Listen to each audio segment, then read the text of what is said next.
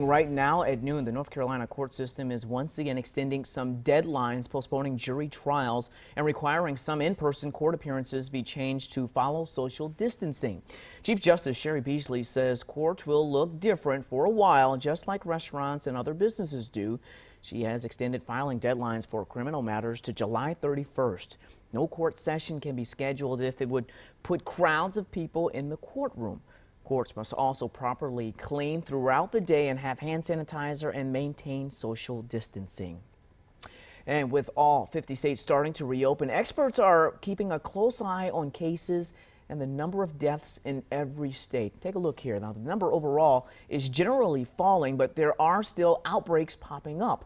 That includes at food processing plants across the U.S., including right here in North Carolina. Tyson employee Gonzalo Peralta should be working today in Kansas, but instead he's on a ventilator. His wife and son got sick as well and have since recovered. My dad, you'd never see him sick. He's never been sick. He's never missed a day of work. So it just shows how bad this virus can affect someone that is a hardworking person and won't quit.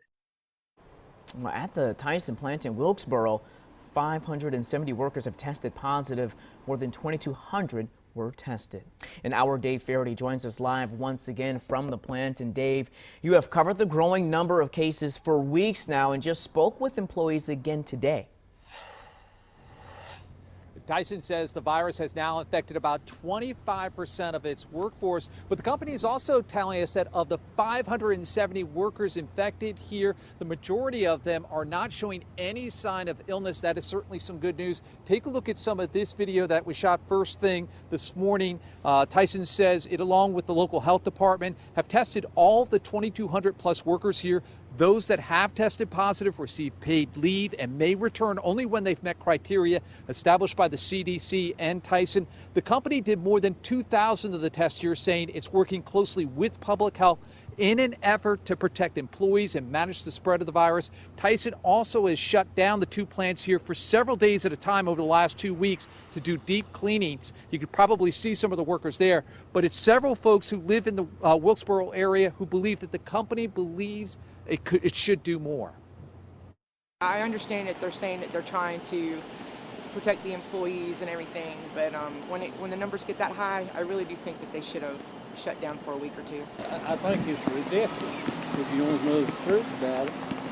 I mean, you know, but I don't know why the plant's even running. And Tyson is also telling us that they're doing daily health screenings when workers do arrive here at the plant. They're providing masks, face shields, and also putting up like protective barriers around the workers when they're on the production line, all in an effort to keep employees and the folks in this community safe. Back to you, Damani. All right, Dave Faraday reporting live for us tonight from that Tyson plant. Thank you. Well, starting tomorrow, North Carolina will officially move into phase 2, and that means you'll be able to eat inside restaurants. But there are restrictions. Our Anthony Costura has a look at what we can expect when phase 2 begins. Starting at 5 p.m. tomorrow, select businesses can reopen, including hair salons, tattoo parlors, and restaurants under what Governor Cooper is calling a safer at home order.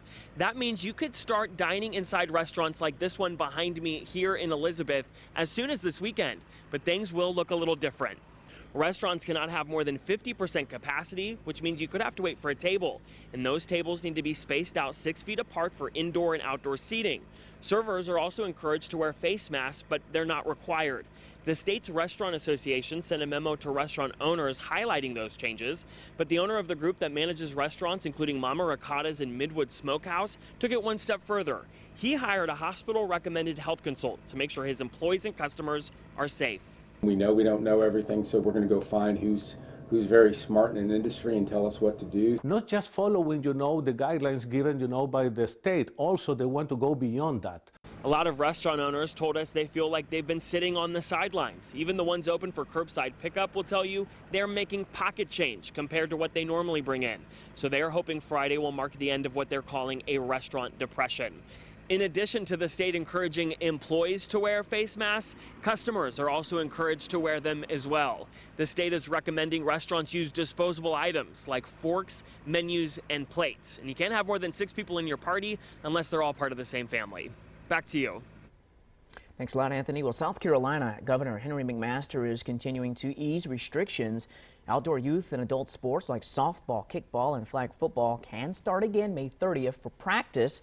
Teams won't be able to compete until mid-June. Places like museums, arcades, and bingo halls will be able to reopen this Friday. Each facility has specific guidelines that must be followed.